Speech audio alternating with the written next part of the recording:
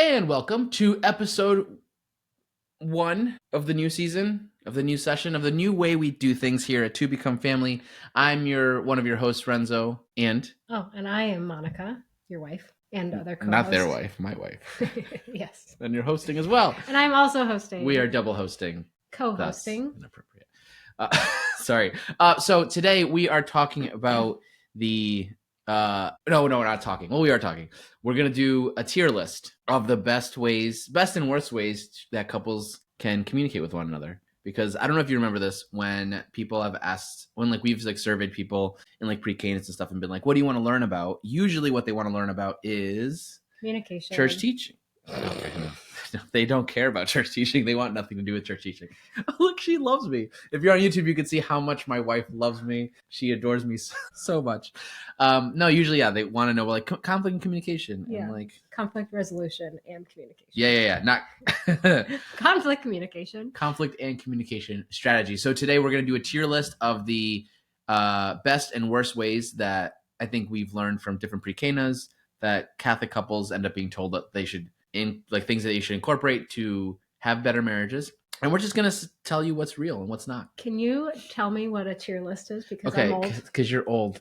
Okay, so a tier list is basically the top tier. So basically we're just going to rank everything. We're ranking everything. Sure. And I feel like that's what a tier list is, but then you showed me the letters and it doesn't make sense. Well, S tier is super. Yes, it's up there. It's the best. Why is S the best? I don't know why when we grade kids stuff, why don't they get E for anything? I don't know. Exactly. Okay. So okay, teacher. You're shouting at me right now. You're very enthusiastic about this. So S tier is the highest, then it's A, B, C, D. That makes There is sense. E, but I didn't put one in ours because I didn't want to be mean. Oh, okay. So we are going from S to S, A, B, C, D. So S to D. Yes, with S being the top. Yeah. Okay. And with you just went from had to finish. That's what. Stop. And I decided to add. So it's when we do our tiers, I put S as the highest, but I didn't know what S stands for, so I put S as saintly. Okay. A is almost perfect. B is blessed, not blessed. Blessed because it's one below saint, right? Okay. C is can you try harder, and D is do you even care? And that's how we're gonna rank these very well-known, high-quality things. We're just gonna put them on an arbitrary list on our own list because I think these are things that newlyweds and even older couples should know that they should.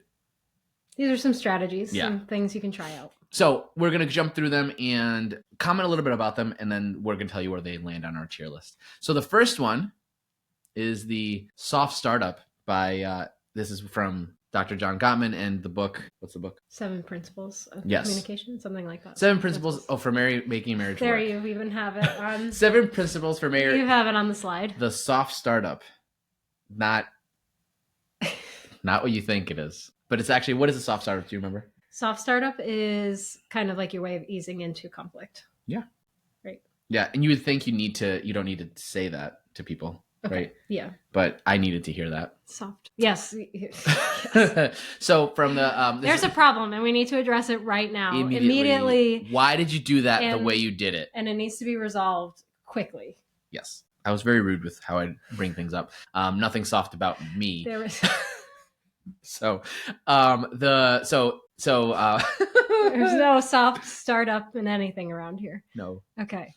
But it's basically a gentle approach into easing into the conversation, whether it's a big deal or a small deal, and just not jumping right into fighting, which early on in our marriage, we've been married 12 years. If this is your first time here, early on in our marriage, if there was an issue, I would want to address it right away, like you said, but also feel well, this is going to have to be an argument because clearly she chose the lesser thing because she hates me. So we need to fight. Because if we disagree, it must mean we need to fight. Yeah. Okay. So this is a strategy that we attempted. Yeah. So, and then the pros of a soft startup is, I want to make sex jokes, but I shouldn't. Okay. The pros are that there's reduced defensiveness. Why is there reduced defensiveness? Why are you less defensive? Because it's kind of like tricking into a conflict. we're gonna circle around it a little bit. We're gonna pretend that we're not in conflict. No, it's just like a way you're less defensive because there's less finger pointing, and you're not really. I think you try to not come at it like me versus you, but there's a situation that I needs think addressing. I think out loud it doesn't come off that way. Yes. Yes, but like yeah, and then it fosters emotional safety and trust. Would you have said that like early in our marriage when I brought up arguments that you didn't feel safe? Yes, absolutely. That hurts. And you felt like if you didn't do it that way, It wasn't then authentic. it was inauthentic and dishonest. So Yeah. you're like, that's not the right way to do things. Nope. So It encourages long-term communication habits. I really like that because I think over time there's nothing, unless like the house is on fire, there's nothing that needs like an immediate let's fix this right now. And I needed to learn that, and it's for me. I like this a lot because it reminded me of everything's not an emergency. It's not that big of a deal. It can be handled later in private. Yes. Yes. But some cons to it might feel unnatural at first. So especially if you're like Renzo, it feels kind of like you're faking it until you make it. But that's where the long-term communication habits come in, that the first few times it's not going to be. It feels super inauthentic. Yeah. Of like so first let me wipe your lips because soft startup. No, because you had something in your mouth, but it feels unnatural because it feels inauthentic because I feel like I know eventually I want to hash out this thing that's uncomfortable and to start really slow. Yeah, it goes against your inside feelings. Yes. Give me an example of when I've done that right. So like I could say like, well, so one strategy that we've picked up from therapy was that I think could fit into this category is identifying something that we want to address, and then the other person being able to respond of when they will be emotionally and mentally present and available to address that situation. So I would call that a soft startup because you kind of and that felt less inauthentic because like we knew that there was something that had to be done, but we're going to make sure that we're both prepared and ready to sit down and not be emotional about it, not be distracted. That's fair. Because even if like my heart rate's lower, then it's a soft startup. Yeah, exactly. I'm not right. Yeah, that's good. And good. So where do we put this? I put it, and you tell me if you agree, because I already set this list. So like Monica's just if you disagree, I'll move it in real time to where it needs to be. I think soft startup is an A, almost perfect. I like it a lot.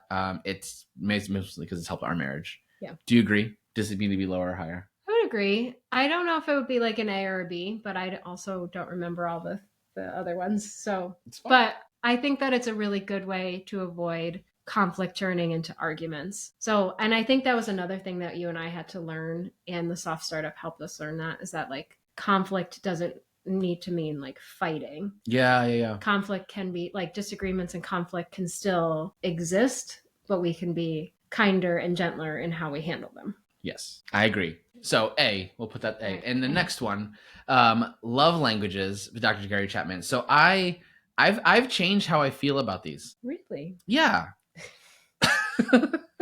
Let me tell you more. Okay. Renzo either loves these or thinks they're so stupid. We'll see where they're at. This is why you're here. No where are feelings. they on the tier list? So today, how do we feel about them? No, today. This is okay. Today and when you made these slides, how did you feel about them? Explain love languages. So the 5 love languages are the ways that Dr. Gary Chapman categorizes how people give and receive love. So like, this is how I express my love for somebody, and then this is also how I hear love from somebody else. Like this is how I can and how my love tank is full. He uses that a lot in the book. The love tank. The love tank. And that people don't react well to loving in relationships when their love tank is empty. Correct. It's like that leads to more conflict and more. You wanted me to explain that. Continue. I hear you.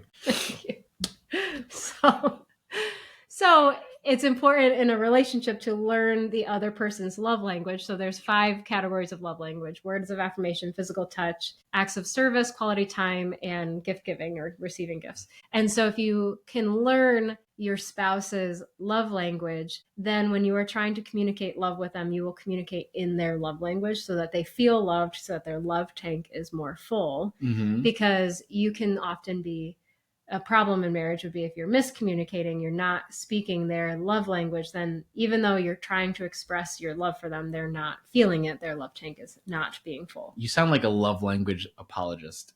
She seems to really like love this. languages. Remember, we got to look up here now. Okay, sorry. I love the love languages. And so we'll see if this is my soft startup way of disagreeing with you. We're gonna have a Right. conflict. So the pros of love languages are that it improves communication and understanding, because I do think there's legitimate. I do think I'm leaving all of this in. I believe there is legitimacy in the idea that people give and receive love differently, and that usually they give love the way they like to receive it. There's something there. It increases empathy because you have to learn how other people want to receive love. All right, let's get to the cons. I'm skipping. All right, it neglects other important aspects of a relationship. I feel like putting everything in the box of like, this is how you receive love, and then this is how you desire for me to give love to you. I just feel like it's very limiting to what a real relationship is like. And considering like the different seasons of life you go to, like, yeah, if you have no kids in the house and you're retired, I think that's great. Like, oh, look, let me give you the gifts. That's easy. But like, you know how badly I wanted to get you a gift for our anniversary, our dating anniversary. Yeah, our dating anniversary. And I forgot what we had to do, where I had to come home right away. And I was like, I can't stop. Also, we're on a budget, so I can't buy anything. So I just, I can't get her a gift. So I just felt really bad I couldn't get you a gift. And that's one of your love languages. And I'm just like, so Dr. Gary, you want to loan me some money? So your problem is that I'm a gift giver. The problem is you, not the. Because if you had a free one, then it'd be fine. Yeah. Well, no, but I've tried that before. I could have just come home and told you that I loved you and gave you a background, and then it would have been fine. Soft start. Yes, it is that, and the other one. Well, your other one is acts of service, which like I try to do, but I feel like it doesn't take into account how like the relationships are a lot more complex than just like, check these boxes, love me these ways, and then therefore everything will be fine. Fair. See? Okay, fair. So it's an incomplete. Yeah, I'm not saying it's completely system. Legitimate. Okay. But I just don't. I think the way he describes it is like, this is the way to do it, and it's like, it's one of the ways to do some of the thing that you want to do, but it's not the only way of doing things. Okay. See, and I don't know if I would call this like a conflict resolution. He treats it like it's like the gold and silver bullet pill that will fix everything. Yeah. Magic. Yes. Yes. Okay. Well, I mean. And then there's the ones for kids and for grandparents and for like you've pets. Written a book like this is his brand. I don't talk about lovemaking all the time. Maybe not on camera. I don't think this is what he does all the time either. He's very salty about this. Obviously, this is E, but no.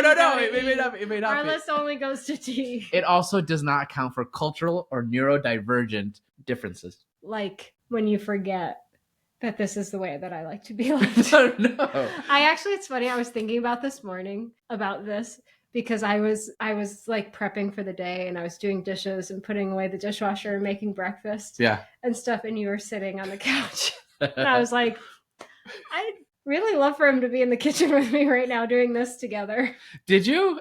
Yes. And my coffee wasn't ready, and I had to start from scratch. And I was like, he forgot that I am an acts of service person right now. And all I could think of was, I want to spend quality time with the children. Yes, that is my love language. Yeah, well, that is your love language. It's also theirs. It is. But also because like you could have spent quality time with me in the kitchen, serving everyone. Okay. I hate this one. Over-reliance. The risk of over-reliance is scorekeeping. That's another issue with this one, is that people will feel like, see, I did your act. I mean, I did your love language. Where's my love language? It's not how real relationships work. I just have Though I do need to start up and manipulate the situation so that I can get my acts of service. That's actually S tier. Passive aggressive manipulation is the only way to get things done in your relationship. That's it. All right, where do we put this? We're all done. I put it as a C. Can you try harder? I don't think it's bad. Okay. I don't know if you've noticed, and I don't need a pat on the back. Clearly. I just want you to know I'm trying. The more dishes are getting done. Okay. Yes. That is true. After flu, there have been more dishes. Yes, there was a long stretch of... I'm trying. Yes.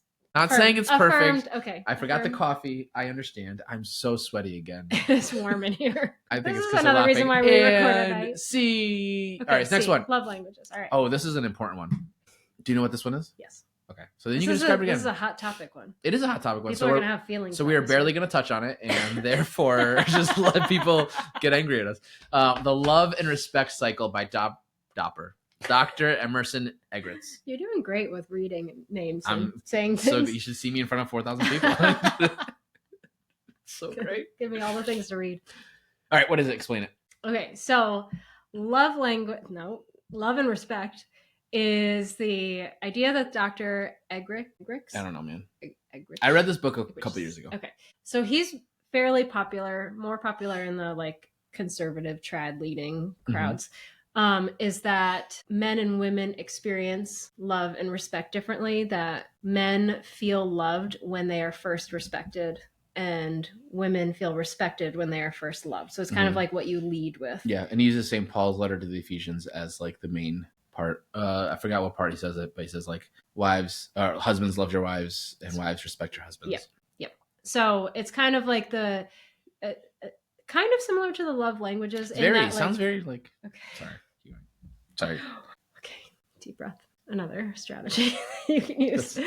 But it's just kind of like what you lead with in order to express your love and respect for one another, because you should have both for one another. But but women experience respect when they're loved. When they're and then husbands experience love when they're respected.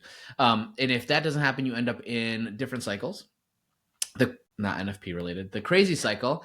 So without love, a wife reacts without respect. Without respect, a husband reacts without love. And it just keeps going over and over. And a lot of people have found, like, they find hope in being able to, like, within the relationship, if they feel stuck on, like, we're always fighting all the time.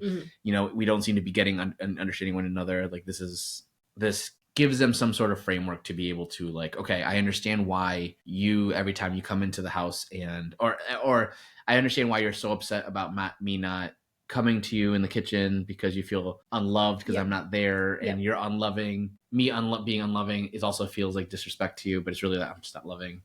Or right, because it wasn't disrespect. Yes, but it was like a subpar charity. I'm trying to be nice. And then when a wife feels loved, she's motivated to show respect to her husband, and then when a husband feels respected, he's motivated to show love to his wife. So that's the energizing cycle. Yes. Yeah. And then breaking the cycle. So sometimes you just have to take a good hard look at how you are behaving and treating the other. And like, am I being aware of, like, am I going out of my way to show respect to my husband? Am I going out of my way to show love for my wife? And again, people argue that this can be manipulated, or it could to get to the pros and cons. That can be manipulated, or it can be like, well, if someone's not acting in a way that, like, if a husband's not acting in a way that he deserves respect, then I shouldn't respect. Yeah. Like, oh, well, the wife should know that I love her because I do this, this, and this. And so that makes so much sense. Sorry, keep going. But you wonder where conflict comes in is when you are like self-seeking and self-serving. Yep.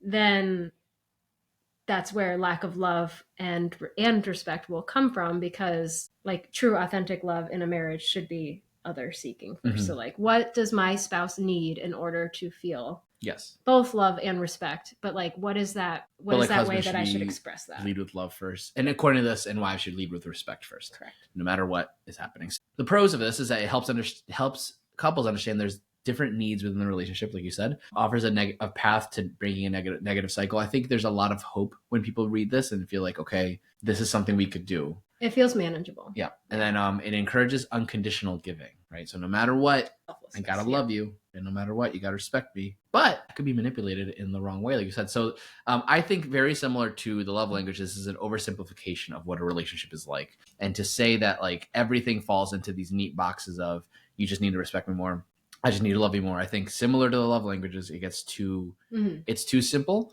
But I also think it could be misused for abuse. Yeah. Right? Because it could, especially with the idea of respect. So like it could be, no matter what I do, you have to respect me. Without any earning of respect. Right. Or like, no matter how I act. And like a lot of it is pushed on like, this is the role of the wife, right? And granted, like there's always the it's not ever just said in just a way that just the husband is always elevated, but it can come off that way if not implemented in a way that's mutually loving and mutually self-giving and mutually submissive.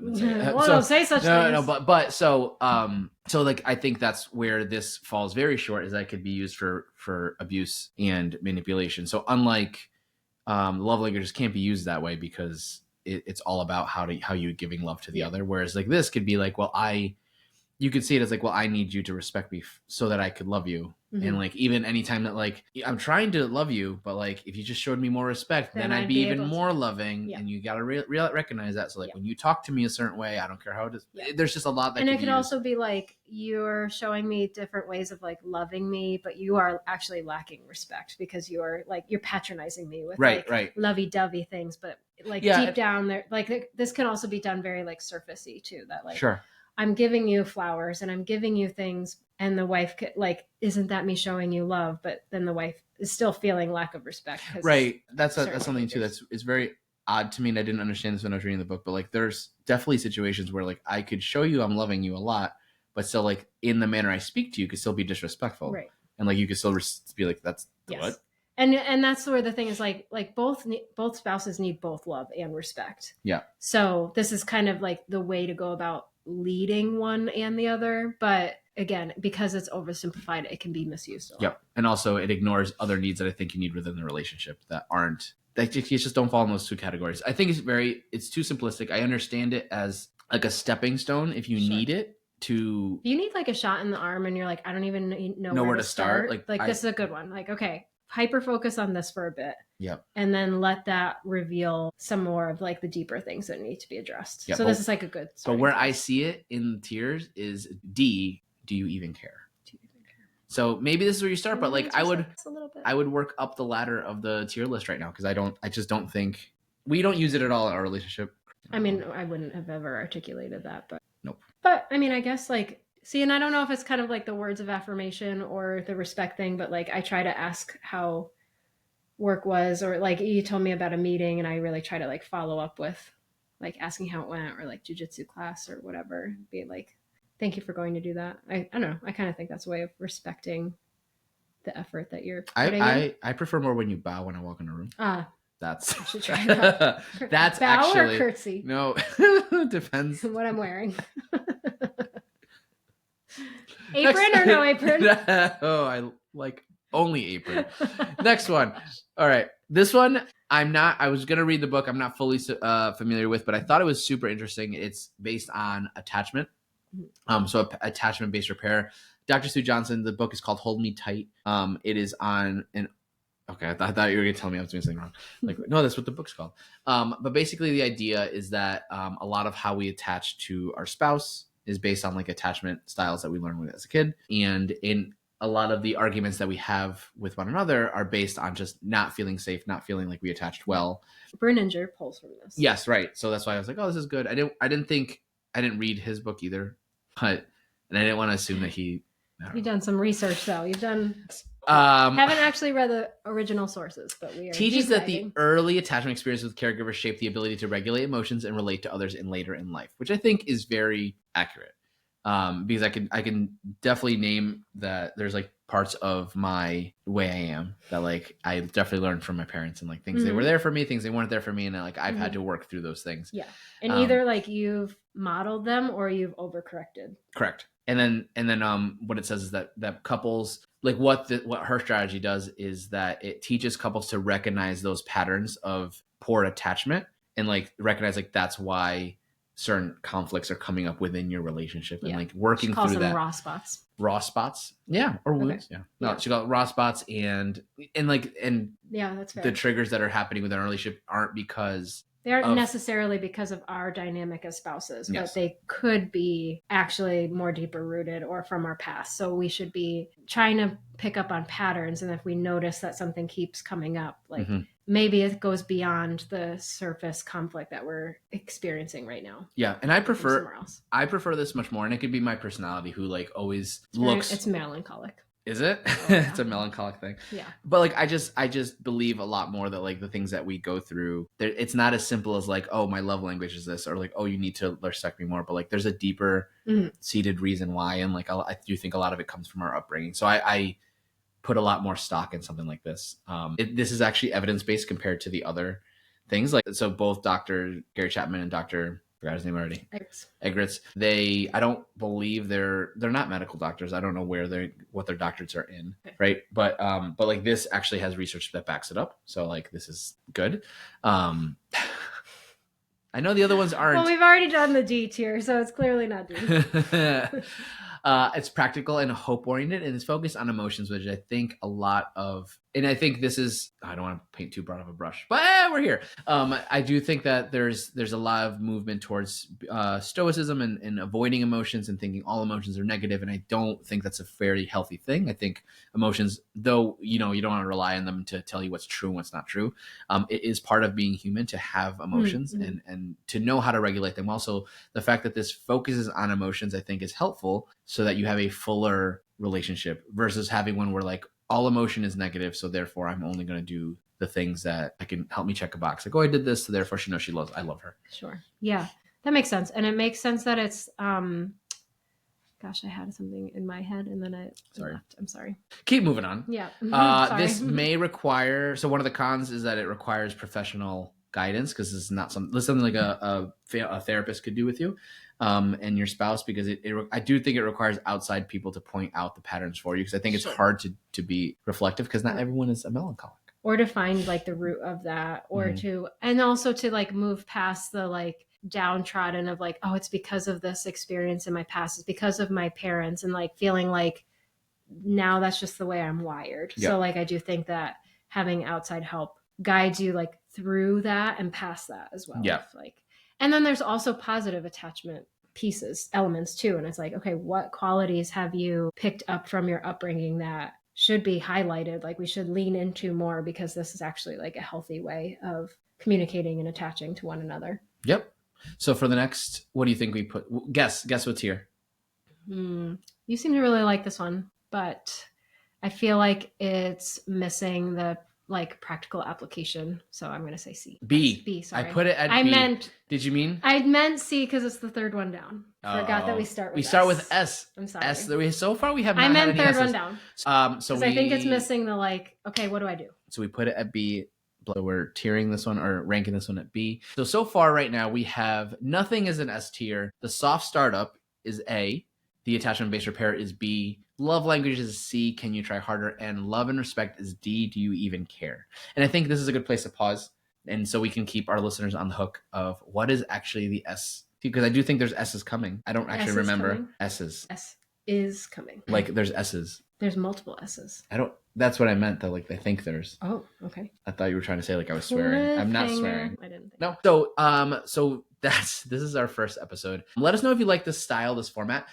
This is gonna be what we're doing, even if you don't like it. Just because it's easier for us to record this way. A little bit more pre-planned. Yes, more pre-planned. Oh, anything else I should say?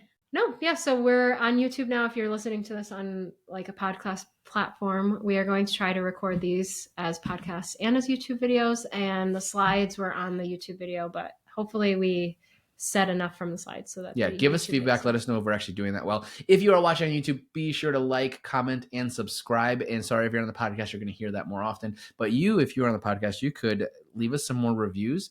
And let us know what you think of this format, this style, and let us know if we missed any conflict and communication strategies that we should put on this so that we could put it in the next episode.